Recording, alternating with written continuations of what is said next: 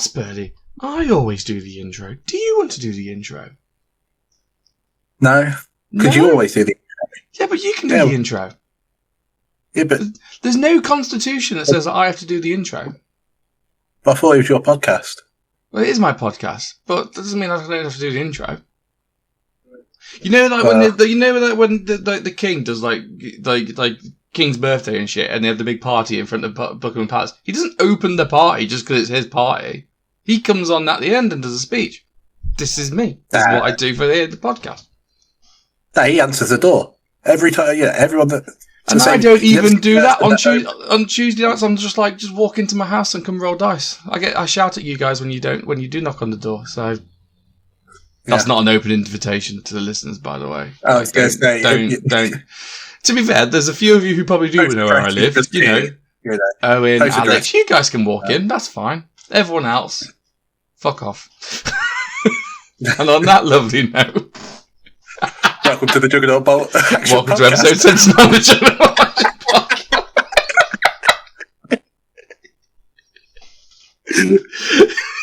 We've not been called that for a while, have we? What Bolt Action Podcast? Juggernaut Wargaming Podcast.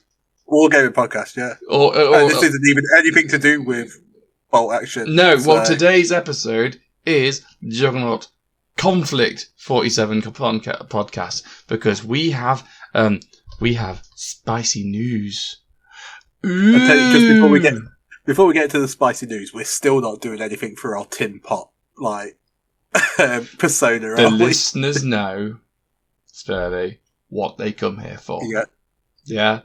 If you want professional shit, go listen to Brad Morin's Warlord official thing, or if you want YouTube, go watch Morning Glory or some shit. If you want people who barely can string a podcast together, it's literally you and me. We're so disorganized. We couldn't even get Dan or Pete to come on with us. Yeah. So and we couldn't get anybody else to guest star because they're not allowed to look at this until Monday. So yeah, the joys of the NDA. Yeah. How are you been, Spurlie? Apparently, I've not been doing as well as I thought I was. No? Are you losing the plot a bit? Well, I think the last, maybe 2.5 minutes would say that, so.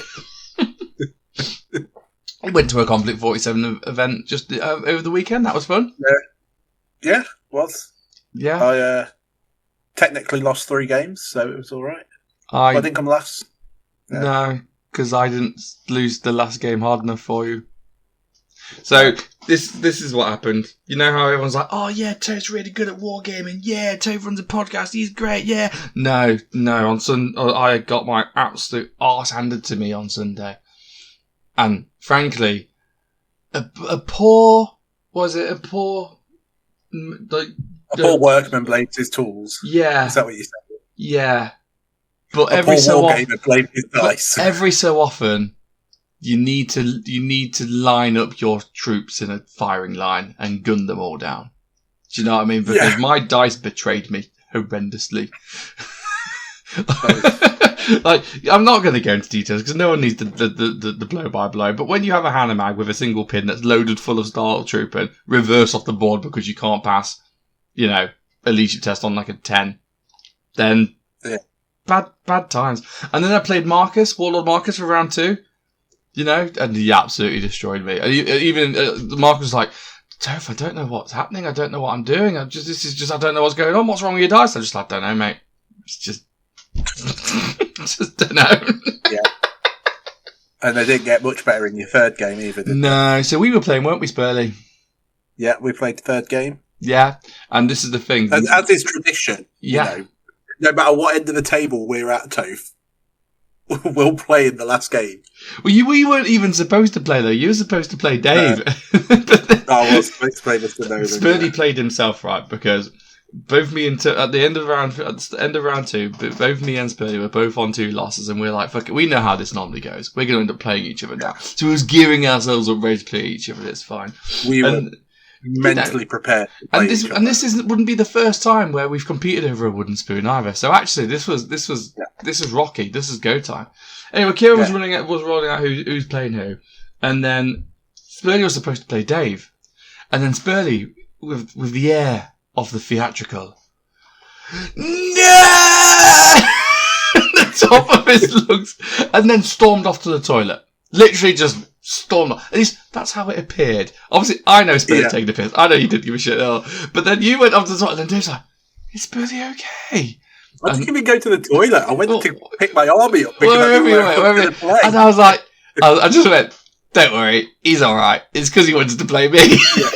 And then Dave walks over to Kieran and he's like, can you swap the games over to make sure these two people play each other? And obviously Dave and Kieran like, and they'll swap out. So by the time you came back from the toilet, the army, whatever, Dave's like, Spurlie, you're playing Toph now. And your face, Spurlie was like, what? Do you mean I have to play Toph? Well, it wasn't That was one thing from that tournament, because Dave was on a win and a draw at that point. So I should not have been anywhere near playing him.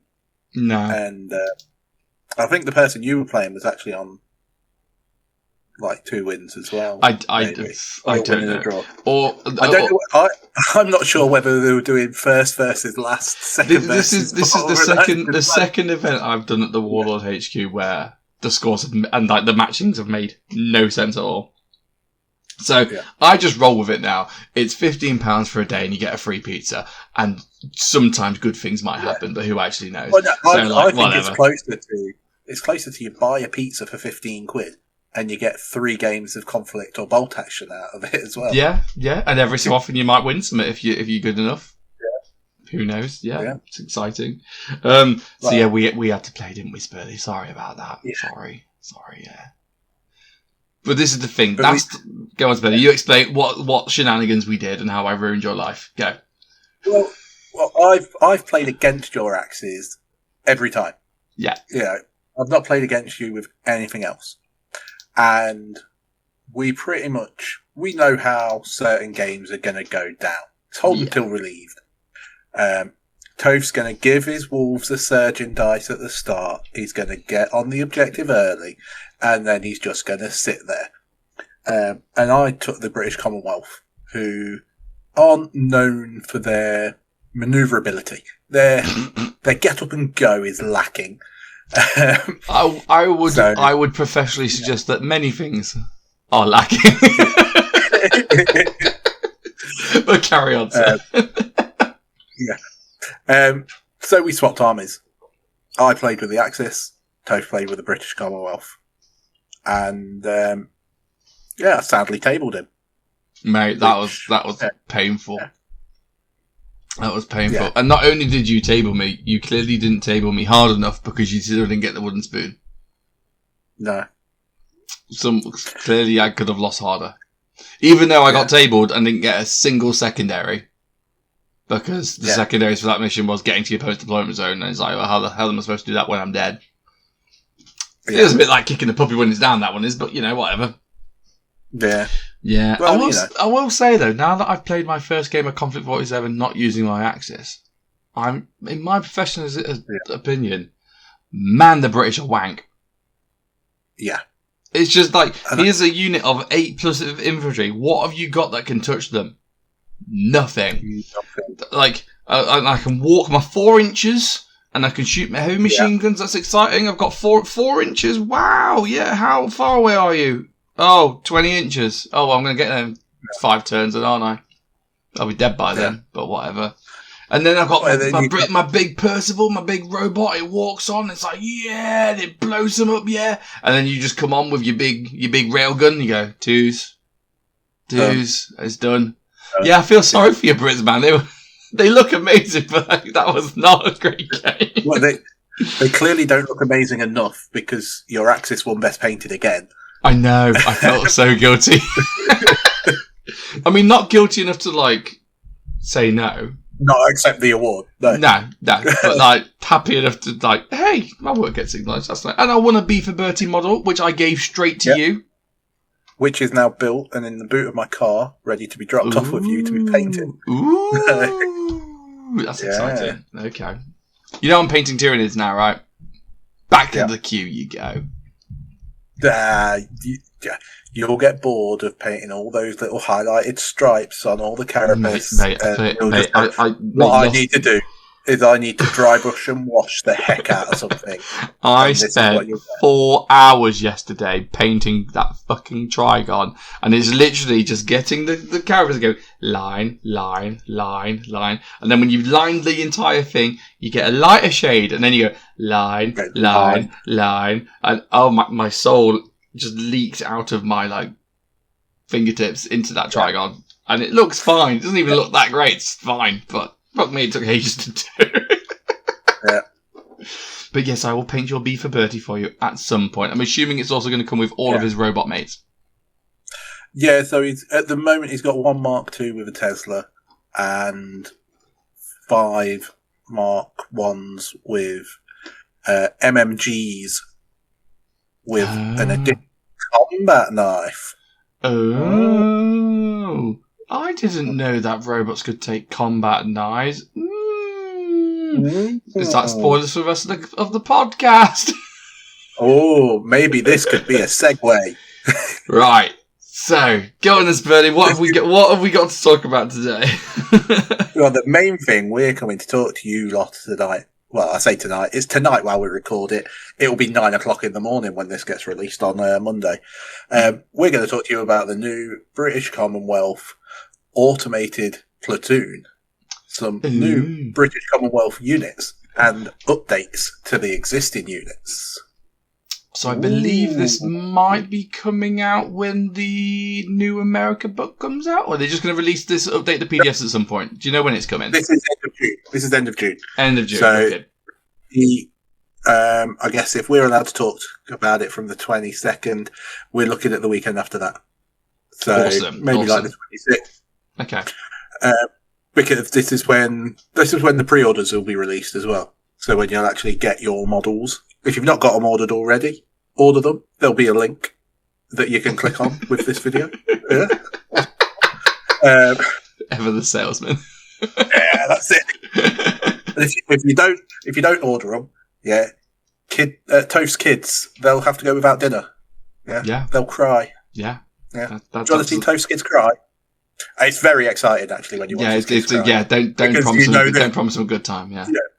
Yeah, because when you're watching his kids cry, you're at least not dealing with your own kids crying. So it's good from a distance. As someone who had to go into school this week because of behavioural issues, fuck them. There we go. That's my professional opinion. Fuck them. Right. So firstly up, we've got, let's do a menu. What we're going to talk about. We have got a new special selector. Ooh! So, like we predicted, like the Fireflies have got their own selector, like the Zombies have got their own selector, we now have a robot selector for the British. Exciting. We'll talk about that. There's some new British Commonwealth units, new stuff coming out. Obviously, we've already spoken about Beaver Bertie. What does he do? We will find out. And then we have a revised unit update. They're actually going to take some of the old units and change their rules. About time, if you ask me. Yeah. Some of these changes are desperately needed. Yeah. And that's to put it lightly. Yeah. So, the special platoon, its official name is an automated platoon. And like the zombie platoon, like the Firefly platoon, this one can be taken in lieu of your assault platoon. So you can basically build your entire army around this. And it also counts as an assault platoon for you taking other platoons, like, say, a Walker platoon, anti-tank platoon, etc., like that. So you can take this. What you do find out is if you want to take like 2 Walker platoons, you can take this platoon, but you then have to take an assault platoon to get the second line. Okay. Fair enough. I mean, you ran out of points by that point. Because Brits are expensive. Yeah. An assault platoon. Yeah. Oh, yeah, well, yeah. I tried to make a list with this platoon and barely scraped 8 dice together. British robots are not cheap. No. And they are not even getting cheaper. No. So your mandatory units, so these are the units that you have to take. Now this I think is actually like the Firefly platoon, it's stuff you're going to take anyway, so I don't feel particularly limited by this in any way. So you'll need to take your platoon commander that is a Mark IIc automated director. It's the new model. It's the new Mark II leader man. We'll talk about his rules later on what he does, but you need to take one of them. And again, I think one of them comes in the box anyway, so why wouldn't you want him?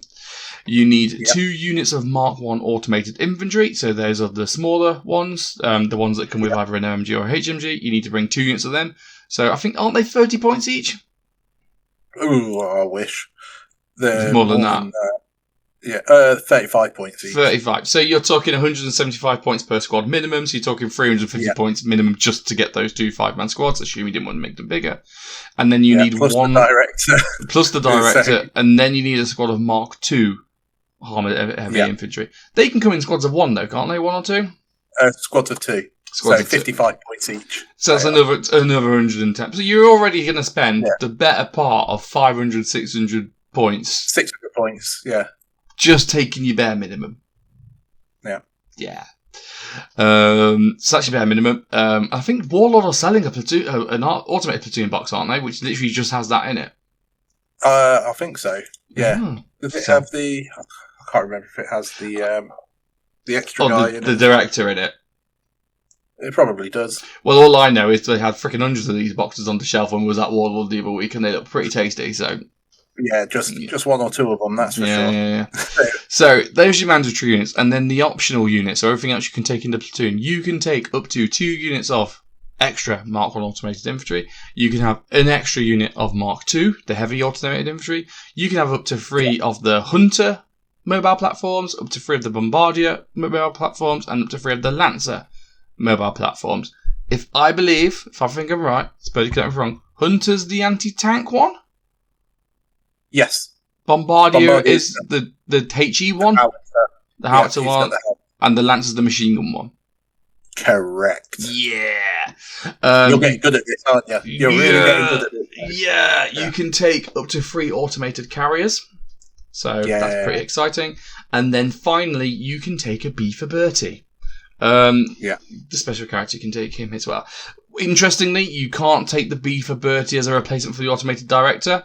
Like you can in other platoons with the special characters, you can't have him as your platoon commander. This boy's a lone wanderer, and he just kind of turns up and does what he wants to do. Yes, he can.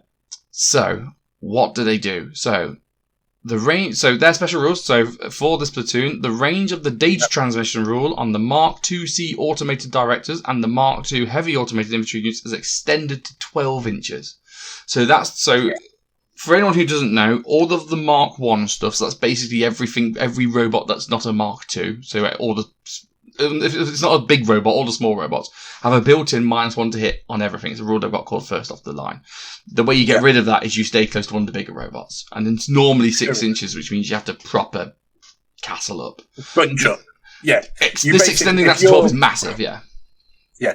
Usually, if you're playing with these and you're playing against someone that's got the gravity pulse black hole cannons, they're just going to basically hit everything in one go because you have to bunch up so much. And it also really hurt your ability to actually spread out and move and take things, because if you move too far or too fast or in the wrong order, hey, guess what? You're suddenly now only hitting on 5s because you're out of range. So it was a bit of a cock block, let's say. So extending that to 12 inches is a massive buff. And for me, if you're taking robots anyway, you're probably going to take at least 2 squads of Mark I, a squad of Mark II, and you're probably going to want a director when you see what it does. So actually, this just seems like a kind of... I don't think it's necessary. It's expensive, but if you're going to do it anyway, why wouldn't you do this? Yeah. There's no walkers in this platoon. Oh. No, there's no walkers. You'd have to bring a walker platoon, but it's not the end of the world if you want to bring anything different. So, other special rules. So, this was actually quite exciting. And it's one of those ones where we first looked at it and we was like, oh, alright then, whatever. And then you start thinking about it and go, ah! So, Mark II heavy automated infantry in this platoon may use the snap to action ability as if they were officers, but may only issue 1 order. This must be to a unit within 6 inches in the same platoon that ordinarily has the first off the line special rule, i.e. it can still be ordered if the unit has lost the first off the line rule due to proximity with a friendly Mark II heavy automated infantry or Mark IIc automated director unit. That's an active Brit dice. This rule may not be used in conjunction with superior code breaking, so Brits can't use it to do their hey free first dice out of the bag malarkey. So Mark II big robots can snap. Little robots. That's it, yeah. So even though you might only have, say, 8 dice because all of your shit's really expensive, at least chances are you're going to be getting more uses out of your dice, say, than your opponent will. Well, in theory. What I'm going to do is burn through my dice quick. Very quick, yeah. Because if I go with like my standard build, then I'll have 2 Mark II units. And then, like, with this, I'd have the automated director. So that would be, I could snap 7 dice in one go. Well, not in one go, sorry. 7 dice in short order, yeah. Yeah. And have 1 left to spare. Yeah. I think one thing's good about it is that also because you'll be able to, like, use both. You'll be able to use the Mark IIs and then get the Mark I's to do the same thing at the same time. It'll be good for keeping things in range of each other, because then you won't be moving one out of the way and then the other one goes, oh shit, now we're over there, you know. Yeah, and you're not going to make that move and then have to sit there anxiously waiting for the next dice to come out to finish it up. You know you're going to get it all done in one go. I think the best use for this as well, or at least one of a really good use for this, because we've been talking a lot about how to fix your Brits. And these robots desperately need trucks, right? Desperately, because they're just so slow and they take forever to get anywhere. And actually, for the first turn to be able to just go, right, I'm going to pile 20 of them into a giant truck, whatever, and then just go 2 foot, bomb it up the board, and then next turn jump out and start doing stuff. Or even if you're able to advance and then snap out, you then there's less likely you're going to be caught in the truck when the truck blows up, because that truck ain't going to last long. Yeah, the truck's not going to last long, but if it does blow up, the Mark IIs don't care. Nah, they're 7+. The Mark 1s, you're not going to lose 6, are you? It's D6 hits that only kill you on 6s. So actually, the worst bit about it is that you'd be losing your activation and you'd be forced to go down. Yeah, but if you've ran anyway, if you wait until it's like your last bit of the game, last bit of the turn on turn 1, then surprise. Anyone who's been playing bolt action for any length of time, let alone Konflikt 47, knows the whole last dice first dice way of doing things, right? Which is you wait until the very last turn of one turn, the last dice of one turn, do the big ballsy move, which puts you in a really precarious position, and then because the turn immediately ends, swap it over, and then you can go first dice to the next turn and go, haha, and let me get myself out of this precarious position, and then you can save that time so you're not sitting there waiting. Yeah. It's one of those things that it either will work fantastically well, or your game will be over by the middle of turn 2. Yeah. So what's your thoughts then? How do you think this compares to the Firefly and the Zombie Platoon? Well, I think just looking at the platoon, and if you don't take into account for the changes that we know, I would go nowhere near this actually. Oh, okay. Just because I don't think that Snap 2, it forces you down a route, and it's hard to say now because I know what's coming up and I know why I actually. Well, tell you what, give an immediate. We can read what we'll do. Give an immediate response now. We'll then go over the updates and the new units, and then we'll come back to it at the end of the episode. Yeah. Yeah. Well, what I would be saying, like with this platoon, if I'm looking at this and I'm looking at my Fireflies, so if I had a choice between taking this platoon and taking the Firefly platoon, I'd be taking the Firefly platoon because it's just much more. There's much more you can do with the Fireflies because they've just got they're better all round. They might be squishy, but you can get them out of dodge because you can fly away. You can run away quicker than most things can chase you. Whereas with the robots, you know, if you turn around and go, "Oh, run away!" you basically crawl away and just get shot in the same position where you were. They're designed to play a kind of war of attrition kind of game, and yet they're not tough enough to do it. Yeah, they're especially seen as you because of how expensive they are. The robots, you're never going to be playing a high dice count army, but you can't. They're not strong enough to weather the storm of all the dice that will be coming at you. No, between your odd go here and there.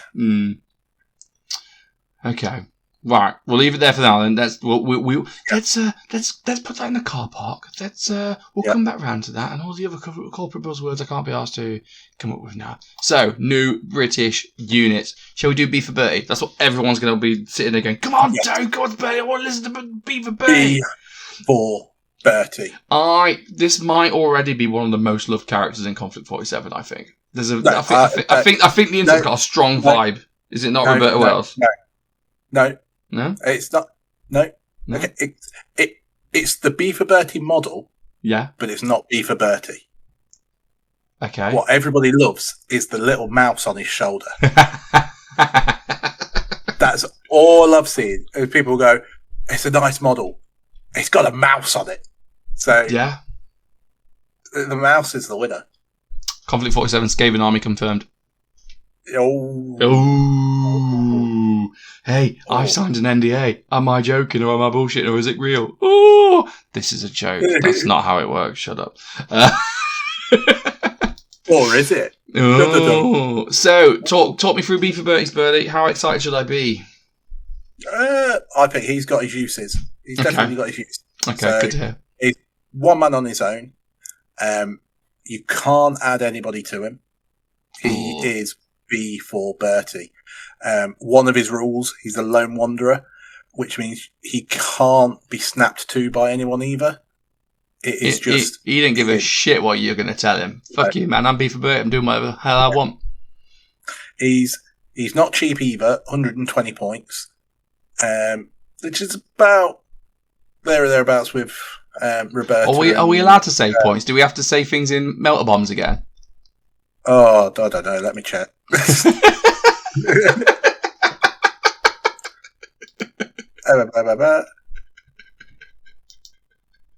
Oh, it doesn't say I can't. So. There we go. I feel it's 24 melter bombs. There you go. We should also say these are a final draft and they may change before they're released. Yeah. Oh, tin pot, mate. Tin pot. These are the thoughts. Shall we edit it? Nah, you gotta leave it in. Leave it in. Nah. We'll just say Osprey holders. Oh, yeah, that's usually the get Jeffrey card, isn't it? Yeah. So he's worth a few points, but he does come with 3 luck. Luck. That's yeah. He's lumbering. He's got a special rule. This is quite a nice one. He's got a special rule that's called Friend, which means he can be taken as a hero in United States forces. Sorry, you didn't say that. It's friend with a question mark. Friend. It's like friend.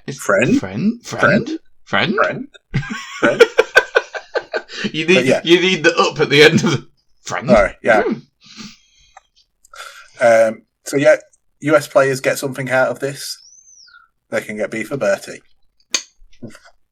It's also got so he's computational systems, fearless, hard to kill, infiltrator. Infiltrator strong. That's interesting. He's large, lumbering, and he's got another one in the nick of time. So when he's outflanking, he automatically passes his order test. That's amazing. That's amazing. Yeah. But he is only one man with a HMG, so Yeah. It's not like he's not going to turn the tide for you because he's also only got a 4-inch move, so it's not like he's going to make a dash onto an objective. Yeah, but that's like a level of like guarantee that you never normally get with this game, and like especially if he's like, if you did put him in the US Army and you wanted to make sure he turns up when all the Fireflies drop him, for instance. So, he has 1 Rift dice. His exhaustion ability is no running, and his surging ability is he loses lumbering and becomes fast.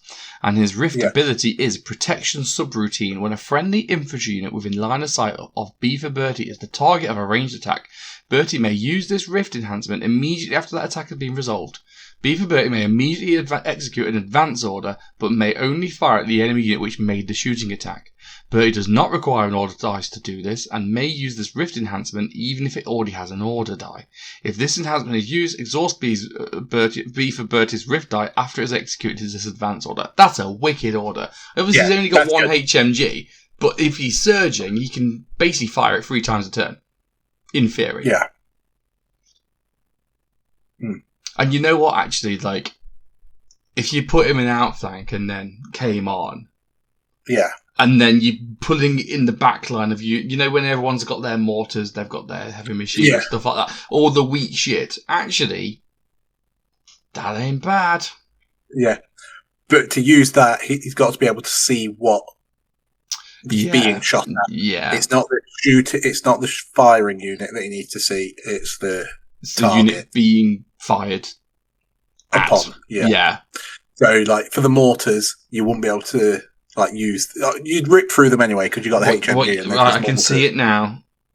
Yeah, it's Helm's Deep.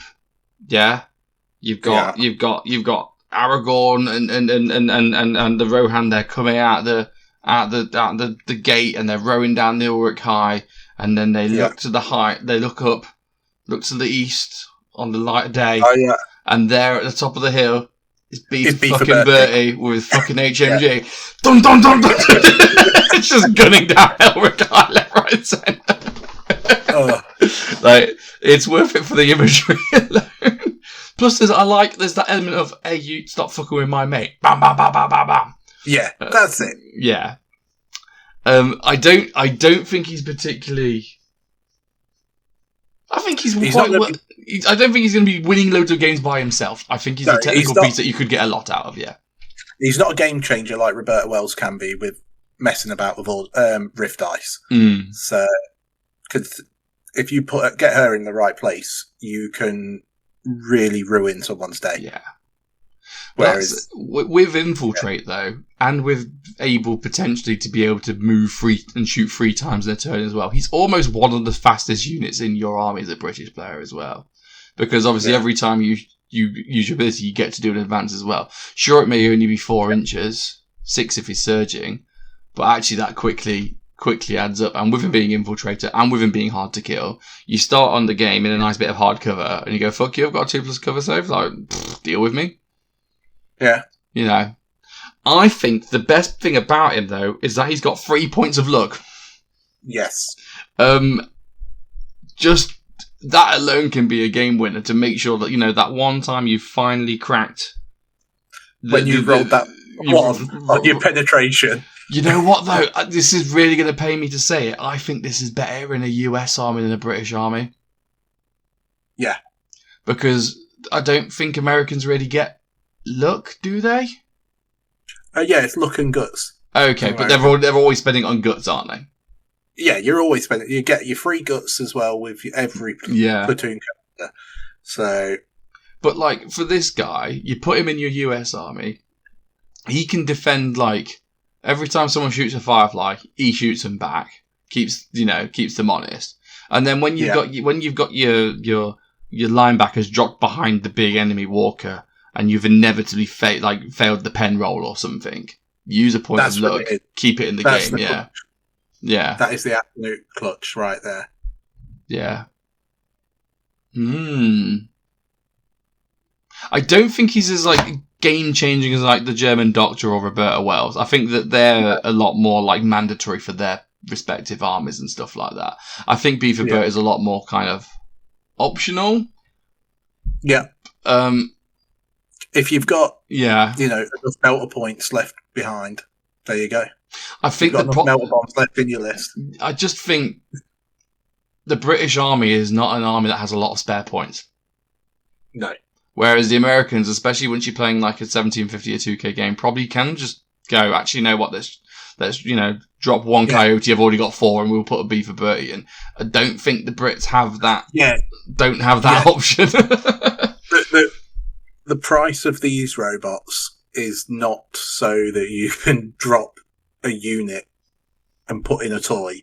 Yeah. And not feel the effect of that. Do you think B for Bertie's worth 3 Mark 1s, though?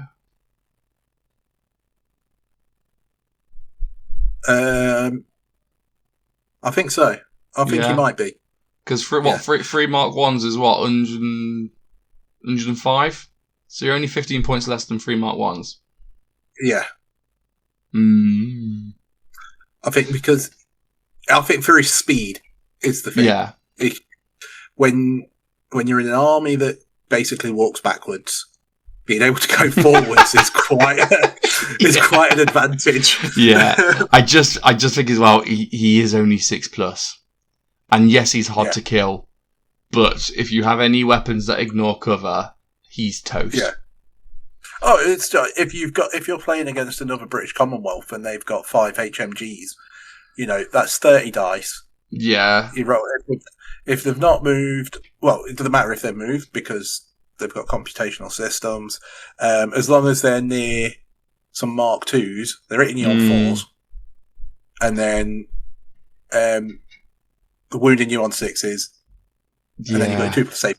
If you just throw enough dice at it, and he'll die. If you lock him in combat as well, he ain't going to last long. He's only got 1 attack. Yeah, and he's going to spend those 3 luck points. Yeah. To survive. Question, though. If he's in combat, someone charged him, they're fought 2 rounds, no winner, you then pull the next dice out. Yeah. You go do the thing, Bertie's locked in combat. What happens if he wants to spend his ability? Can he do it? Well, as he's large, does that get him out? No, that doesn't do it. Because werewolves and bears are large. Yeah. Because it's not technically giving him an order. He may immediately execute an advance order. But, he doesn't actually need an order dice to do it. He's not taking an order test to do it. He's just using his ability. Yeah. Well, on that basis. Well, I don't know. I'm just winging it. I'm just making shit up. There's nothing that says it can't be used in combat. I think for 120 points with how squishy it is, I wouldn't necessarily feel aggrieved that he just kind of walks away. No. Just bye, I've got shit to do.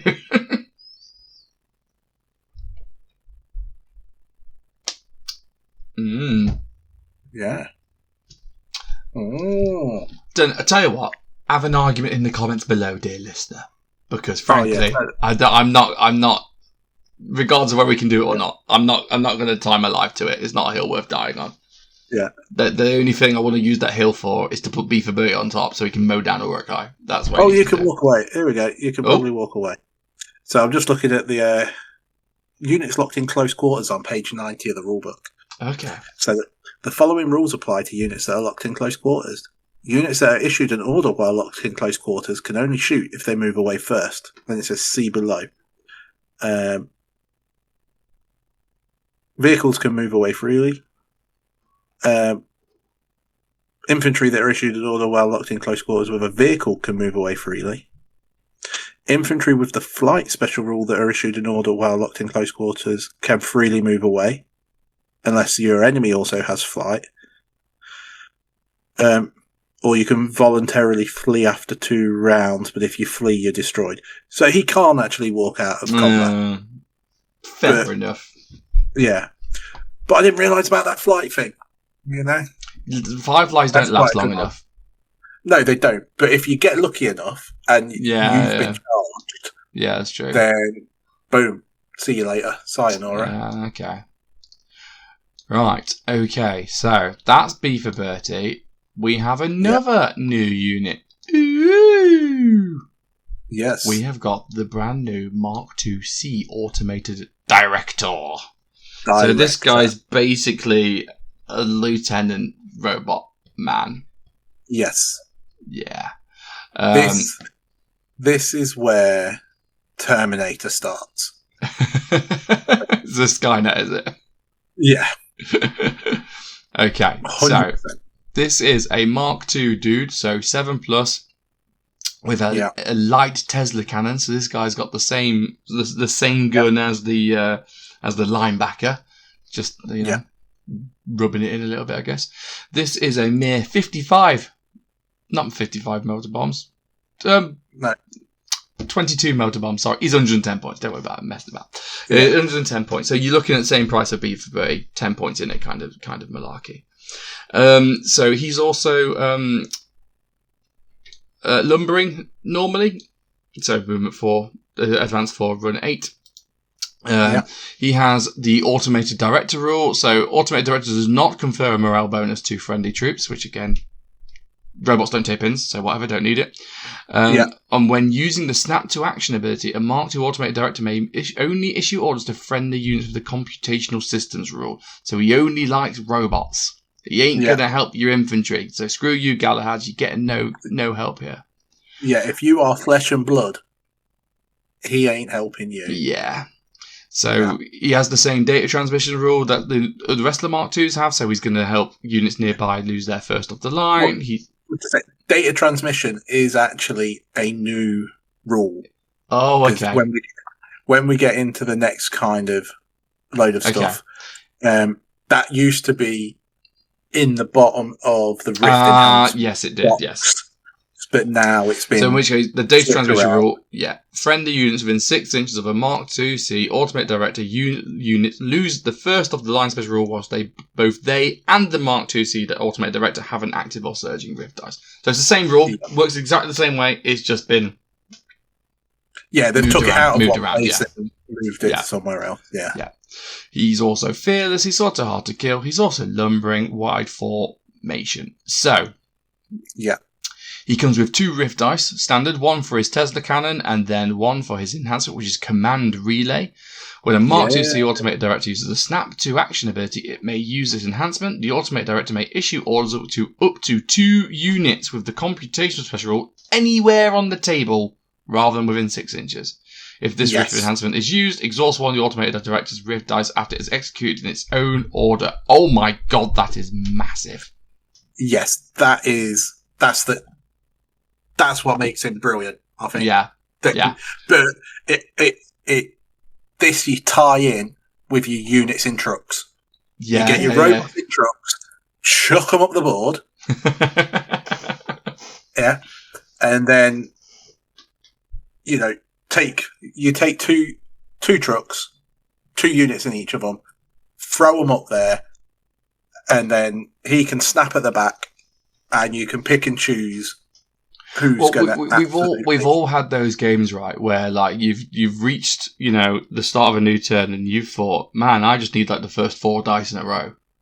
Do you know what I mean? Because there's so many like little fights going across the table, and to be able to actually go, oh, I picked 1 dice, let's snap my Mark II director, and now I get to go everywhere. And obviously, the more robots you have, the more this guy can, for lack of a better word, abuse it. And the other thing is, if you can get him surging, he doesn't just snap to 2 units, he snaps 3. So, yeah. It's kind of very situational, because it's good. You've got to have everything line up at the right time, and then you just go bang, and your opponent's gone. Yeah. But so it's quite a distraction if you'll be playing against it. Yeah. Because at some point you're sat there thinking, right, all this stuff in front of me, it's just going to go. Yeah. And you don't know when. Yeah. So you won't be able to combine it with the British special rule for, the once per game first dice out. Yeah, you can't. But, there's still just a chance that you get the first dice out anyway, right? And if you do, shenanigans. Snap. He can bring... So, extra options. So he can bring 2 friends with him. You can give him 2 Mark II heavy automated walkers, which if you're going to take a Mark II squad anyway, I would give this guy friends to keep him alive, because I feel he's going to be quite a targetal priority. They come with light autocannons. You get for the normal points for Mark IIs. You can now give Mark IIs can now be given close combat blades that they stick on the end of their light autocannons to match the model. Only on light autocannons, which gives them +1 pen at close quarters and tough fighter. So and it's only 2 points. For only 2 points, so mandatory. I think that's a banging bargain. It's as stupidly underpriced as what it is.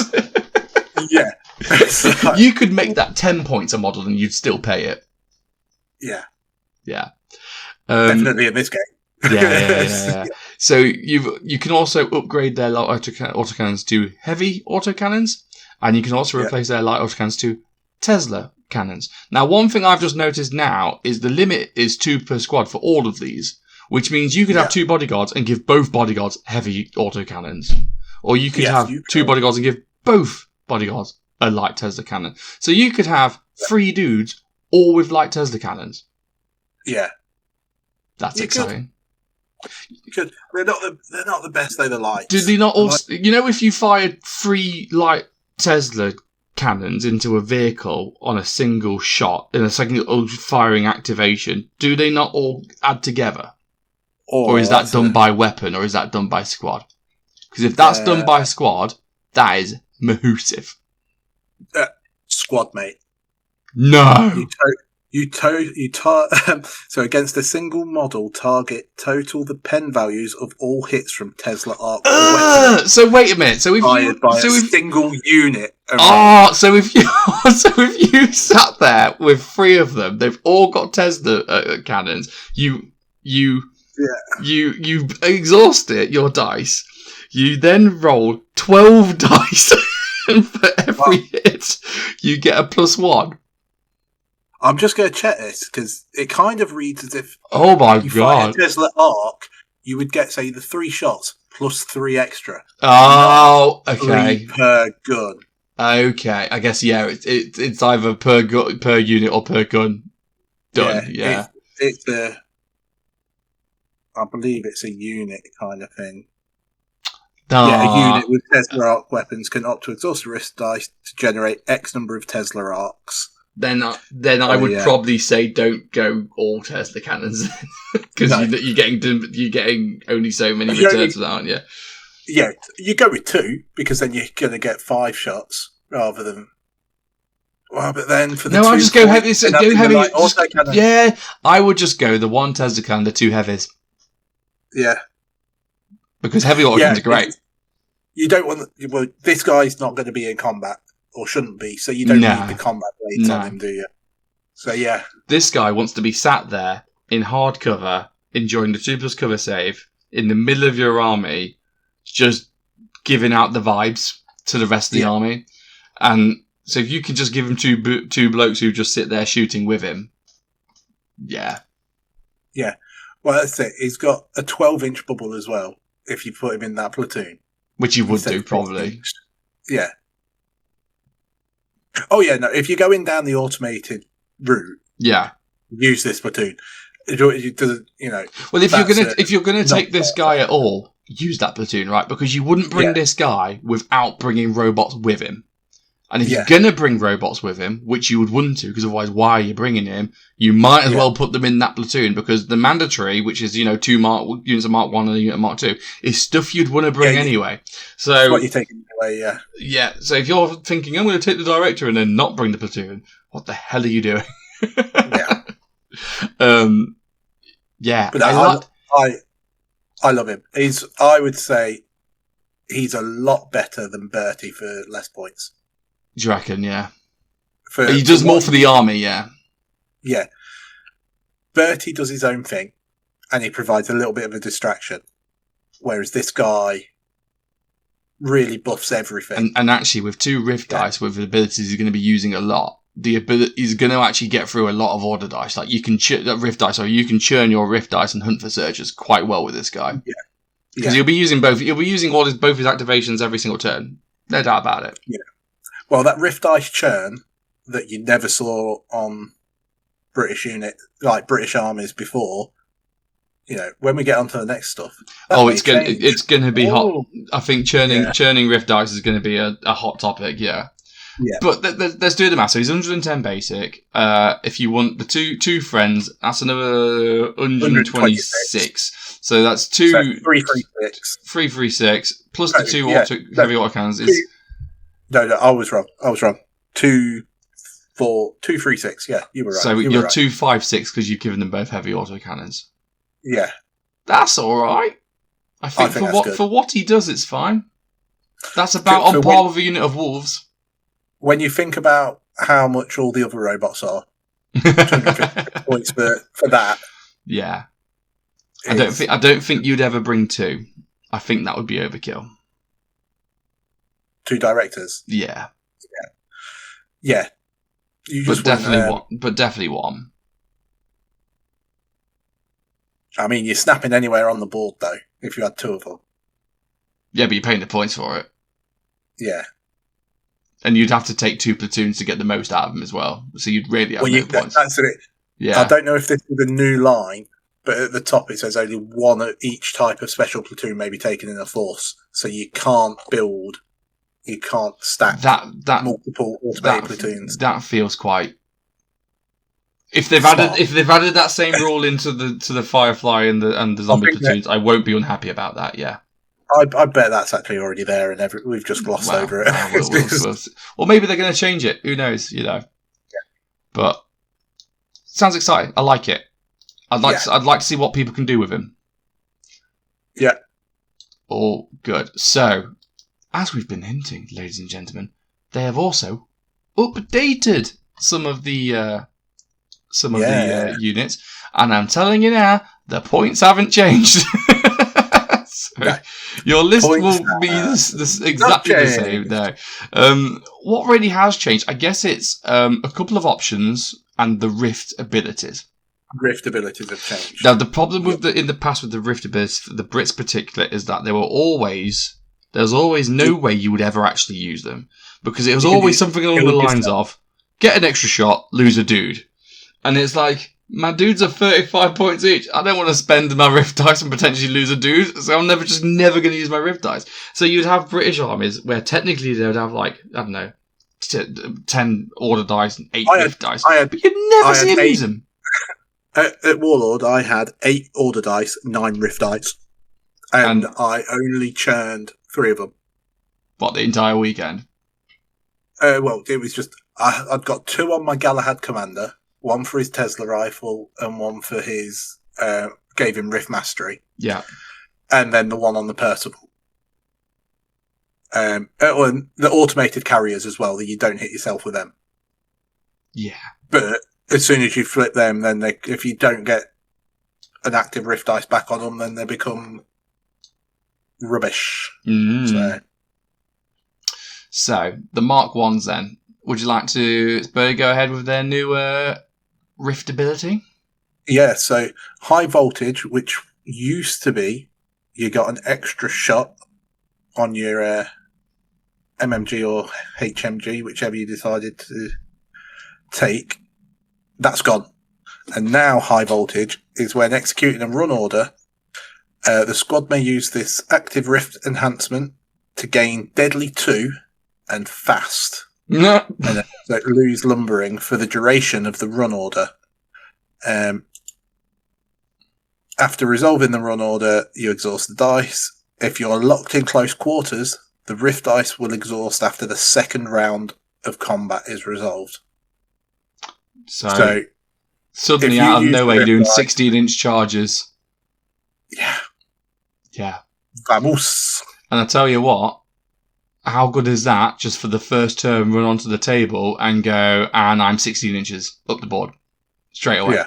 So actually, what would have previously took you 4 turns, you will now do in a single turn. And then you've got a rift dice spent. Yeah. That you're going to be rolling. Yeah. to see what happens. Yeah. Another upgrade that they've given the automated infantry is that, so obviously beforehand it was you either took MMGs or HMGs, except no one ever took MMGs because in this game you always want pen. Why would you ever bother bringing MMGs? So everyone always put it with the HMG. They've now given you a reason to keep the MMG because for 2 points per model you can give them a combat blades. So they can have +1 pen and tough fighter. So actually, we now have melee robots.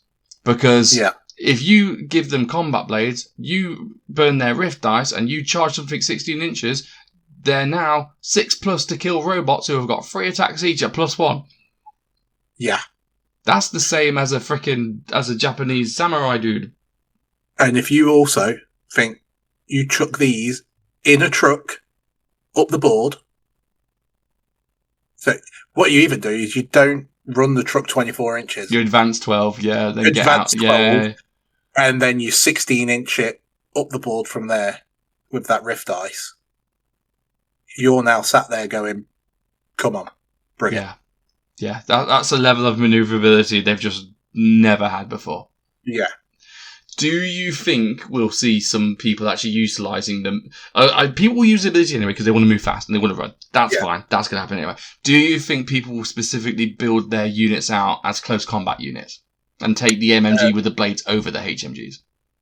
Will people do it? I don't know. Will you see it? You will, Toph. I've just made sure I built the 5 on the sprue that I got from Warlord with the MMGs and combat blades. Because the way I... what I see happening is you build it as 2 halves. You have a Mark II squad with a Mark I squad, and that's tooled up for getting up the board, combat ready. And then you have a Mark I squad with HMGs and a Mark II squad with them with the heavy autocannons, and that's your gun line. And you use one to cover the other.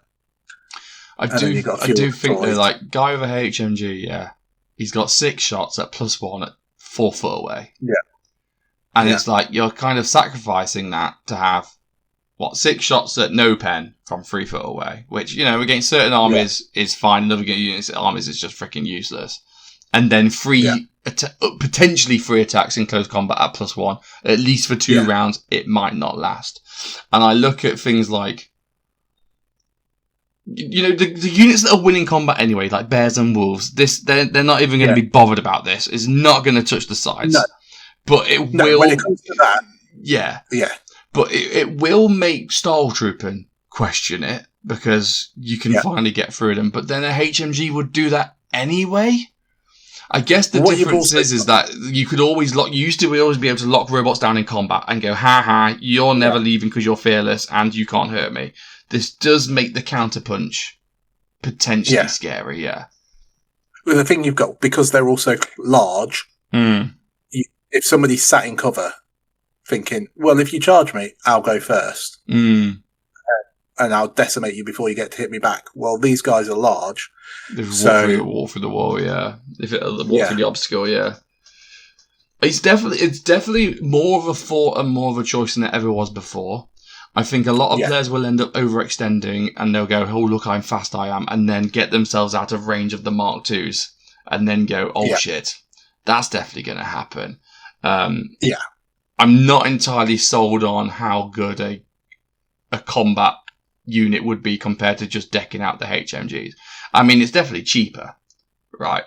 Because you don't have to pay 10 points per HMG. That's why I think you'll see a balance of the two. Yeah.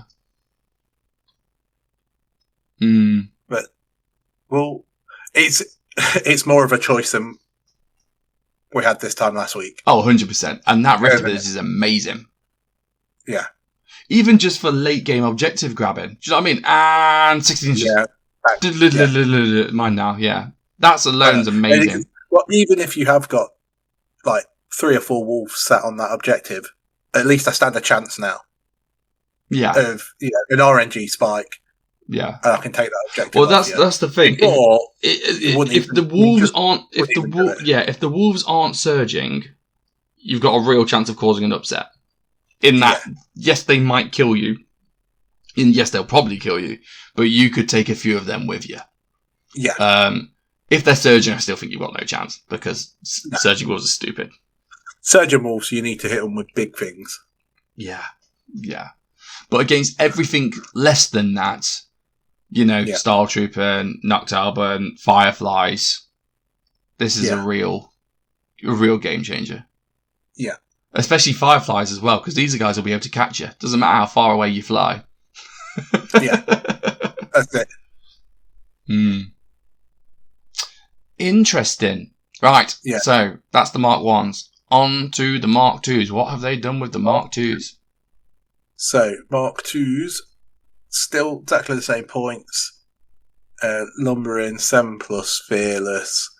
They've got the data transmission rule, which obviously gets rid of first off the line, hard to kill, large, wide formation.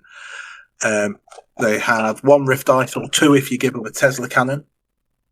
So that's new, because obviously we didn't have the Tesla cannons before. And then their Rift enhancement, that is not changed.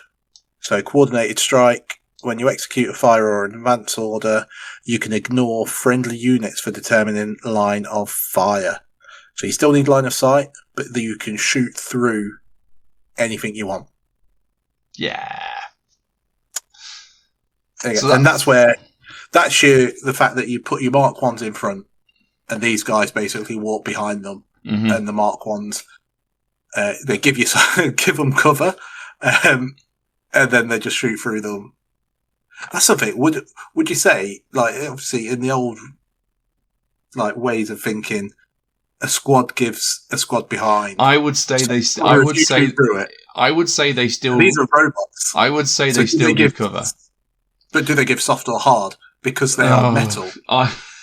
That's it's a robot. Yeah, I know, but friendly units give soft, so let's just go with that. Friendly human units, Yeah, I hear you.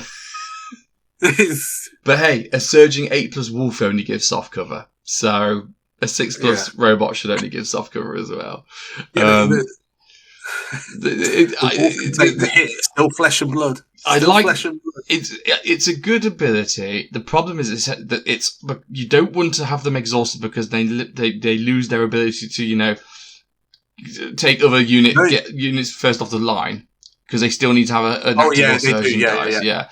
And actually, you probably don't have enough units that you can't just fire properly anyway if you just deployed properly. So it's a bit of like a what do I need it for? But at the same time, like, it's nice a burning to have... a Rift Ice. Yeah. Burning a Rift Ice. And it's also like, when you have fucked up, and you've gone, oh shit, I'm within an inch of you when I'm firing, you can just go, burn my dice. Yeah. So in terms of options, obviously, they start with 2, they go up to 4, they can give combat blades to the light autocannons, which gives them +1 pen, and tough fighter, which, again, they are 7+ dudes. Like, that makes them actually quite nasty in combat. We're not talking bears and wolves, but they will happily beat the shit out of a Stormtrooper squad without passing a sweat because they are 7+. Which is tasty. Up to 2 of them can take a heavy autocannon, and up to 2 of them can take a light auto Tesla cannon, which means you could just take the 2 defaults, and just give them both heavy autocannons now. Because I think it was only 1 per squad before, wasn't it? It was, yeah. So that's a lot more access to heavy autocannons. Yeah. Which is what I'd probably do, to be honest. Just take 2, sit at the back, shoot. Don't worry about it. Yeah. Because 2 of them with 2 autocannons is what, 146 points? That'll do. 2 heavy autocannons. I'd run the 4 before because then 3 lights and a heavy. Yeah. Just to give the lights a bit of backup, but if you've got 2 heavies, it's a bit more reliable for those penetrating shots. I think you put all the lights in one squad, give them combat blades, and go and beat up Stormtrooper. Well, and then put the heavies in the second squad. Yeah. Before you have that side, So you have 10 Mark 1s with combat blades, backed up by potentially 4 light autocannons with combat blades. Mm. And then on the other side, you have your HMGs and your heavy autocannons. I think if you just had 2 units of 2, each with 2 heavy autocannons sat at the back, that's a lot of heavy autocannon shots that can be blapped in, you know, your big nasty units, your big mega infantry. Yeah, an extra order dice, extra rift dice based on what I was doing before. Yeah. So options, more options. Yeah. Exciting. They have also updated the automated mobile platforms. So they've updated the Lancer, the Hunter, and the Bombardier. So it's the rift abilities again, because these have the similar rift abilities where I'm going to shoot it and then accidentally kill myself. Woo! Which again meant no one ever used it. They've changed the name of it. So it was called High Voltage still before. Now it's Storm of Lead, and you get your +1 shot on your HMG. For each HMG. So your HMGs go from 6 shots to 7, and you don't kill yourself. The only downside is that you need to do it on a fire order. You can't do it when you advance. Oh no! Yeah. That's wicked. That's what it was before anyway. It was only used on a fire order. And you know what? So that's 7. That's 27 machine gun shots. Yeah, so that's 21 heavy machine gun shots for 99 points. Yeah. Here's my new hot take. Yeah. Mark 1s are a close combat unit. If you was going to take the HMGs, just take these instead. Yeah. You've got 99 problems, and this unit ain't one of them. No, that's amazing. That's so many shots for 99 points. Well, it's cheaper than 3. Yeah. But it's not actually a vehicle. No, it's 1/6+ dude with hard to kill. 1/6+. So, yeah, 1 shot gets through. This is dead. Whereas it takes 3 shots to kill 3 Mark 1s. It comes down to what your enemy army's got, because if you're sat there in hard cover with a 2+ hard to kill save, you're not going anywhere, not anywhere fast unless you get unlucky. But then obviously anti-cover weapons or close combat will ruin your day, 100%. Yeah. But I think this is banging. I think for the points, this is one of the cheapest units the Brits have, and it's got so many shots. Every list should have 3 of these. That's the noise it makes, by the way. Well, doesn't have 3 Lancers? Yeah. Oh, you 3 Lancers. Yeah. To actually fill this whole platoon, you're going to be looking at like a 2.5K game. What a game, though, eh? Oh yeah. Yeah. Yeah. I'll tell you what, though. If you're a US player and you've got your Fireflies in reserve, just don't even bother bringing them in from reserve until there's Lancers activated. Yeah. And if there's Lancers in ambush, just don't do it. Just don't do it. Just come in somewhere else. Yeah. Yeah. Oh, and he's got flak as well. Why not? Yeah. Cool. So that's the machine gun one, the anti-tank one, the Hunter. Yep.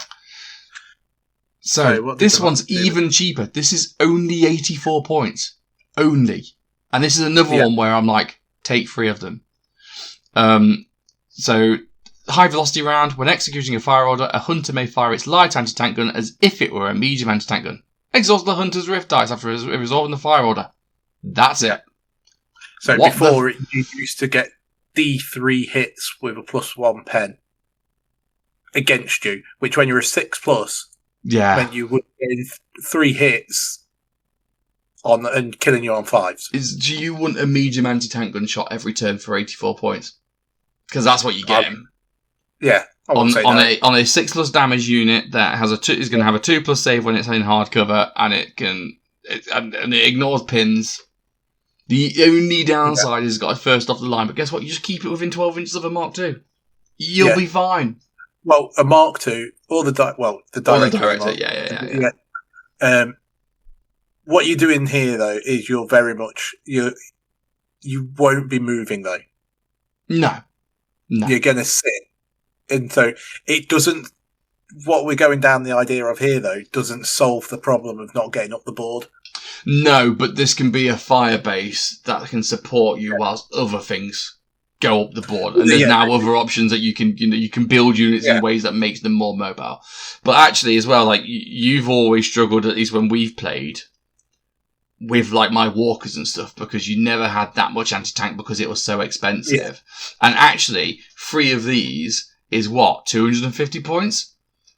Yeah. And actually, just one of them will keep me honest, because a medium AT gun is no joke. A medium AT gun can glance a super heavy on the front armor with its in short. Yeah. So actually, even when I'm a dickhead and I bring my veteran Wotan, you can put pins on it. Yeah. You know, and you only needs one pin, Toph. We all know that. You know what I'm like, yeah. But you put one in each corner and one in the middle, so then you get the flank shots as well. Obviously, I know you got a board. It's not like you can have open fire shots and stuff. But just what it can do for AT, it's one of those units where actually it doesn't need to do anything. If it can just stop your opponent going somewhere because they don't want to deal with it, then it's worth doing. Yeah. Yeah. Yeah, 84 points is good. Sure is. And then the Bombardier, the mortar one. Again, this is another 84 points one, yeah. Yeah, and this one's Rift enhancement has changed significantly. I would say. It used to be fire as a medium howitzer, didn't it? Yes, it did. Now it gains the Rift weapon stat and corrosive D3. Isn't that plus D3 strength to it? So I believe that's what corrosive does. Yeah, increases the penetration against targets by the die type indicated. So if it's normally a light howitzer, so that's plus 2. Plus 2. Yeah. So this can go up to plus 5. Yeah. Ugh! That's gonna freaking tear bears and wolves apart. That is, because you're gonna hit them. And then if you went indirect, it'll ignore cover. Then you use your rift ability, you go plus 5, and then you kill it. Even when they're searching, you'll be killing them on freeze. Yeah. Well, even if you only roll a 1, even if you only roll a 1 on that D3, that's still plus 3. Yeah. Plus 3. So that's still 5 against. You put these near your director, and you tell monstrous infantry to go fuck itself. Yeah. That's what this does. Oh, yeah. 84 points, man. That's so cheap for what it could potentially do. Oh, it says that you exhaust the Bombardier's Rift die before any to-hit rolls are made. Not after. So like, if you have to declare whether you're using it before you roll a hit. Yeah. Oh, yeah, well, obviously you do that, but usually you declare it, but you don't exhaust the dice until afterwards. Because if you look at the one before, you exhaust the Hunter's Rift dice after resolving the fire order. So if you exhaust this Rift dice before, then your Director or your Mark IIs won't cancel out first off the line because you've not got an active Rift dice. Yeah. It's as normal for Rift weapons. I didn't think that was normal for Rift weapons. But then it says in the rulebook that when you exhaust your Rift dice as part of an activation, the effects don't take until at the end of the activation. That's in the core rulebook. Well, I thought it was specifically to stop you, say, like, you know, when you're ranging in and you're only going to hit on a 6, that you didn't sit there, wait till you got your 6, and then exhaust yourself. No. That was my assumption. No, definitely. It says, note that the Rift die must be exhausted before any rolls to hit are made. Probably might need some clarification if that's what they indeed intend. I mean, if that's exactly what they intend, like, fair enough, mate. I'm just going to go indirect all the time. Because you hit on 6 or 8, it doesn't make any difference, I mean, I still like it. I'll still take it. But yeah, that brings it down a little bit, doesn't it? This is if someone's got bears or something, right, and you've got like your fire base, the bears charge in, kill something, And then you just turn around with all these guns and go, right, you're now within 6 inches of me. I'm hitting on freeze with, +5 blast templates. Like, you took your one unit. You took the one unit, well done. I'm going to remove your unit now. It's nice to have a bit of payback. I think these automated mobile platforms are the real winners of this so far. Yeah. They've had some significant buffs. The automated carrier has had a change as well. You've got 2 of these. I hope it's not shit, or you'll be very sad. Yeah. So automated carriers, they have. Let's get them up here.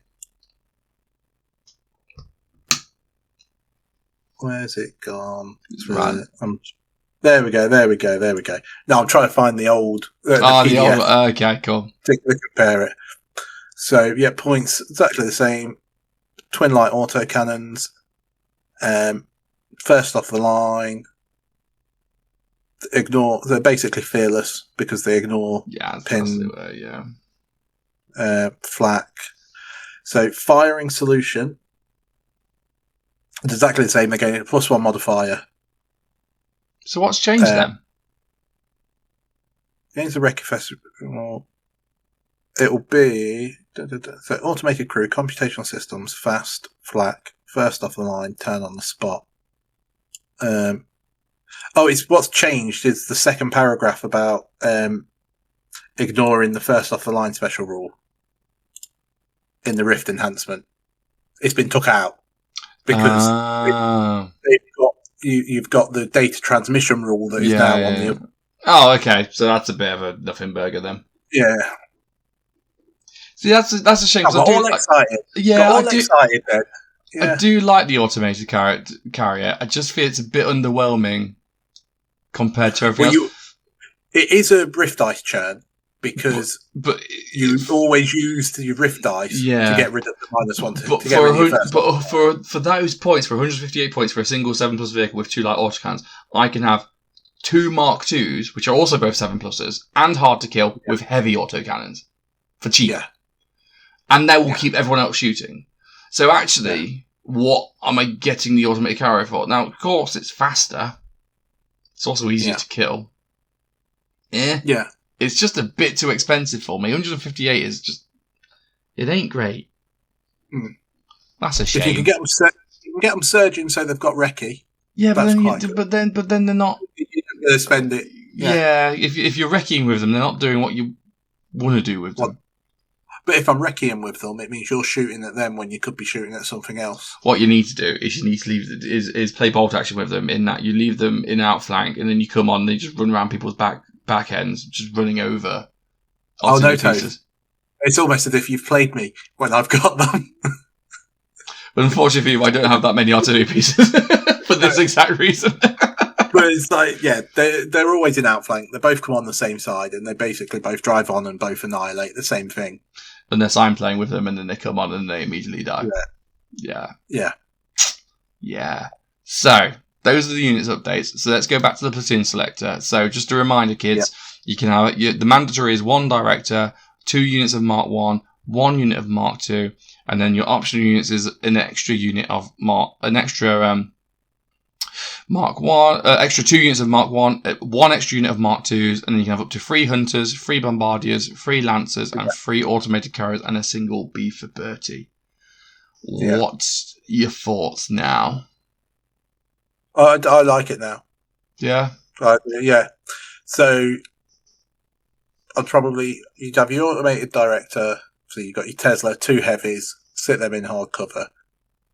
I'd probably I'd do a 5-man Mark 1 squad with HMGs, a 10-man with combat blades, and then the one, like the compulsory Mark 2s, probably I'd tool them up the heavy autocannons, because the 10 with combat blades, their job isn't shooting, so they actually don't need the Mark 2 backup. Yeah. Because you just go throw them up the board, chuck them in someone's face, deal with them. Yeah. And then, you fill out on platforms. Yeah.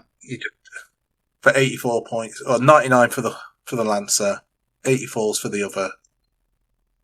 My only upset now I'm looking at it again is that you can only have 2 Mark II units. You've only got the mandatory one, and then you can take 1 optional one. Now I know you can bring some friends of the automated director to get a couple more, but 2 units isn't great.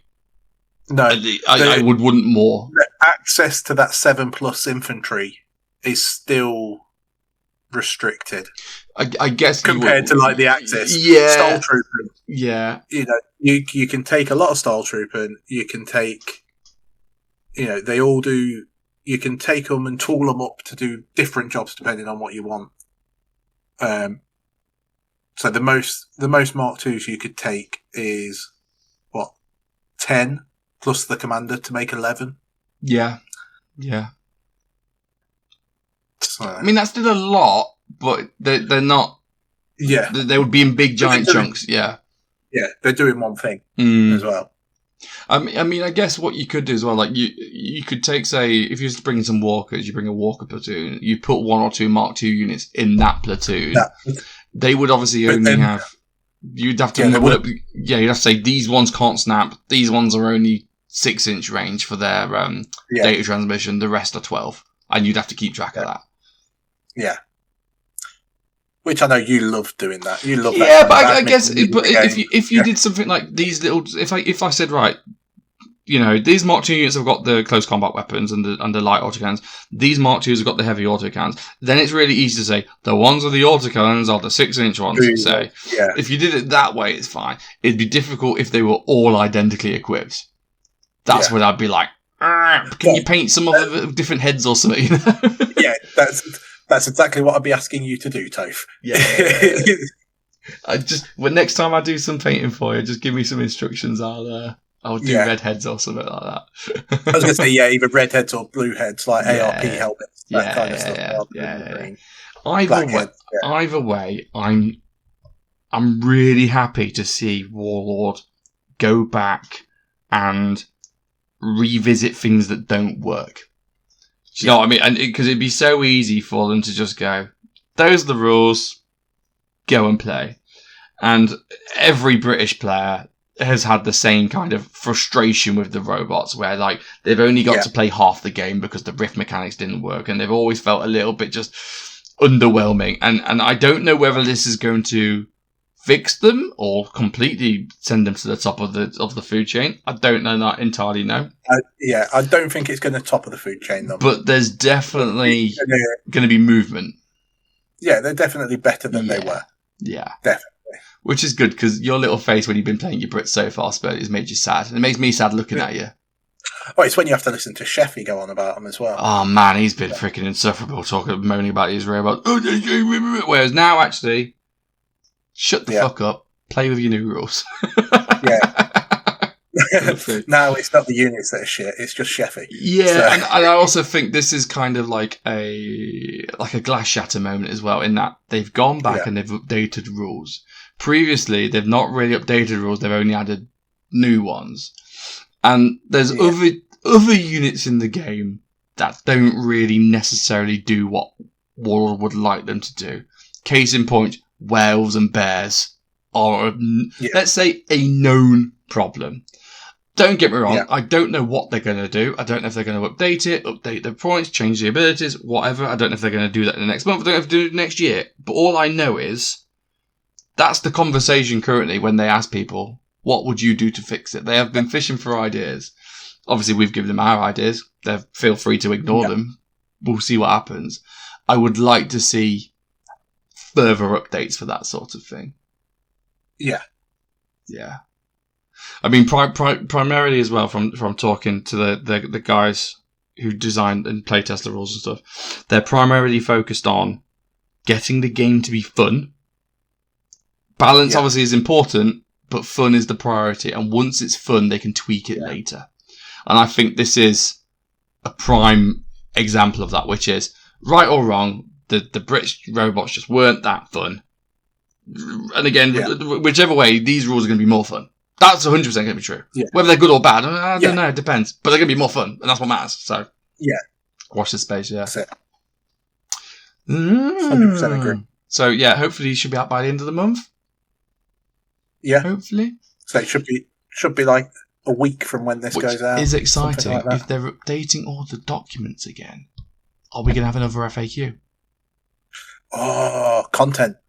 Yeah. Maybe that'll be our next episode. Yeah. You know what's really funny is we said that we're going to start doing army book reviews for Konflikt 47. We can't keep up with the updates. No, we can't. Stuff's coming out too quick. Can you all just stop?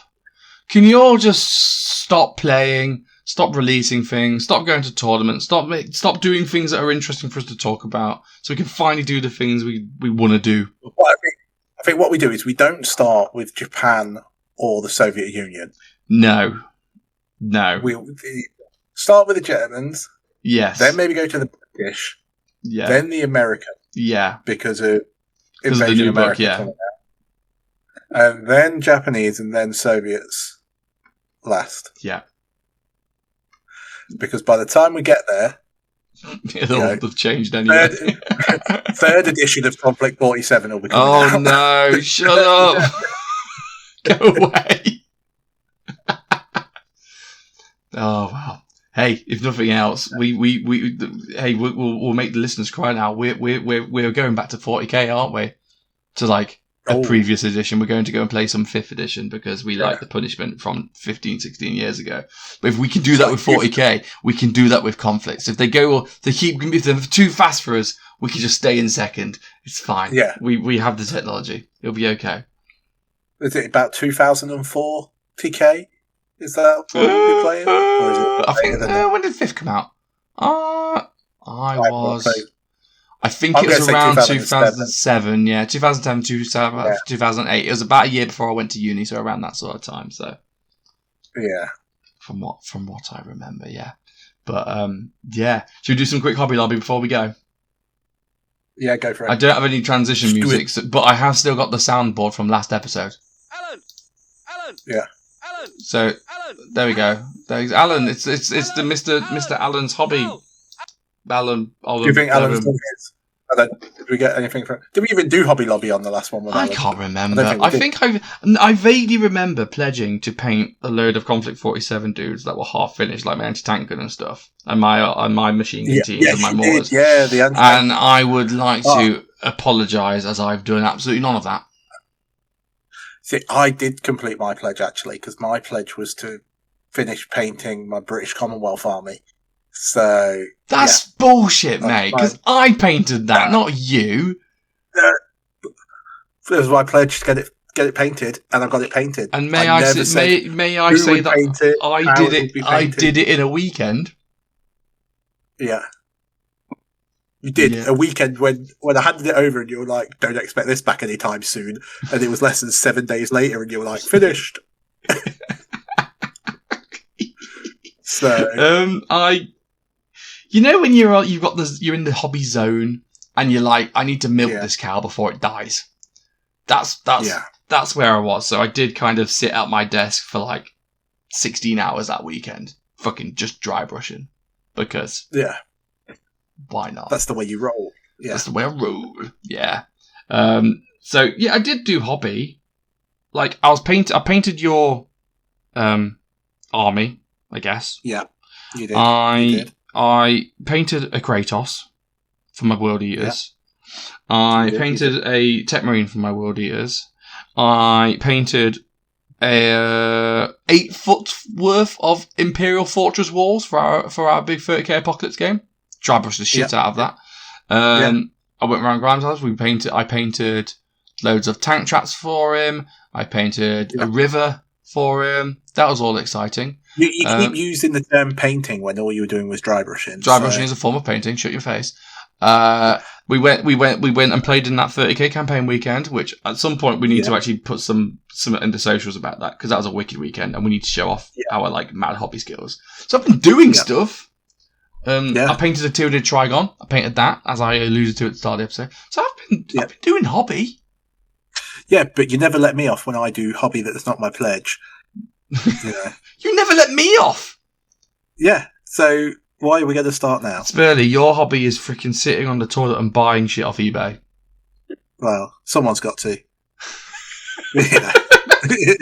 You're keeping eBay afloat, mate. That'd have closed down years ago if it wasn't for you. 100%. And tomorrow I've got a shopping list. I've got to go to Boys to buy hobby supplies so I can strip yet more models and then print them again because I am a glutton for punishment. What are you stripping this time? So you know how I'm painting Tyranids? Yeah. But I've got my updated scheme and then my old scheme.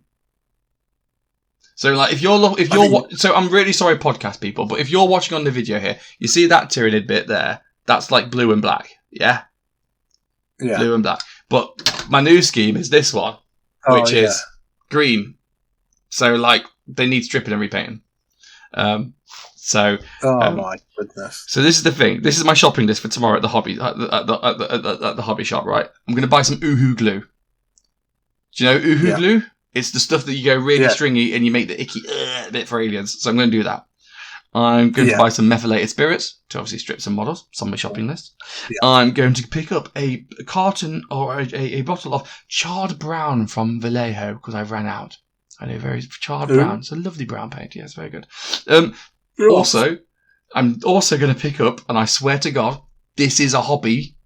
I'm going to pick up 3 or 4 of the little, you know, the alien babies that come in eggs and they're gooey, and you throw them at the wall and they stick. Yeah. I'm going to buy 3 or 4 of them for hobby purposes. I am intrigued to know what that's going to be. So the actual alien, I'm going to give that to the kids. They can go and play with it. I need the egg. So, you know, like in 5th edition, in the Tyranids can take, like, basically drop pods, mycetic spores. Yeah. And I did have some in my old army years ago. I think they got binned or something. I'm basically going to take the eggs and basically make them, like, spore pods. So basically get the green stuff out, get some bits and glue them all on and make them all very icky, for lack of a better word. And then once they're all built and painted and glued, a little bit of kit bashing, I'm going to use them to put loads of zone threats and drop pods and make all of my opponents cry. Yeah.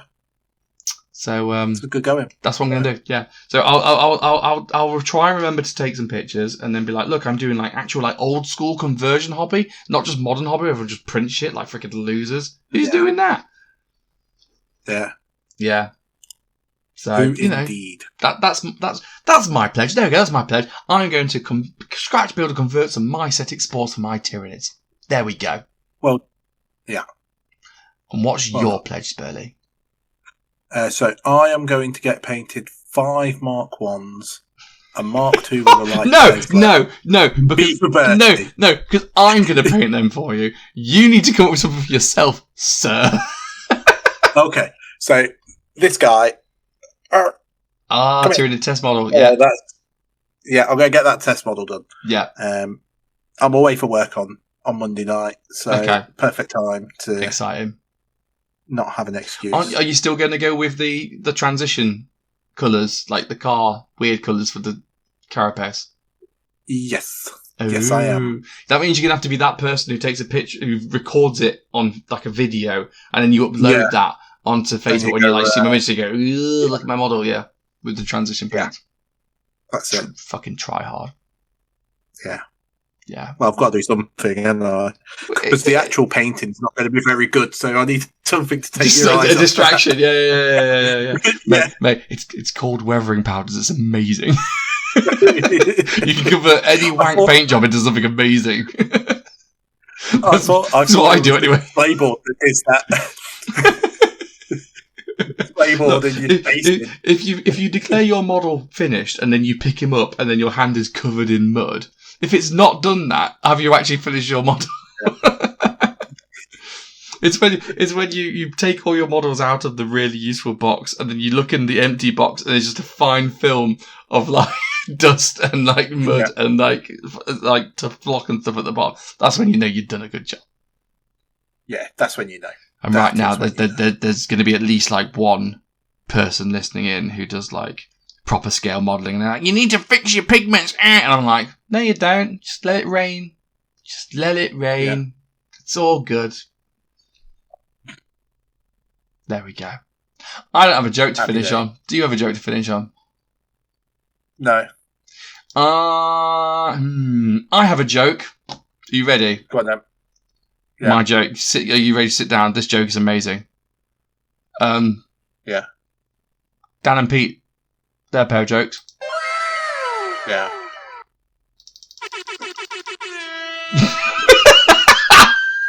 Love you. Yeah. Get well soon, boy. Right. Just wait, before we go. You know where Dan's gone? You know why he's not here? He's watching fucking football.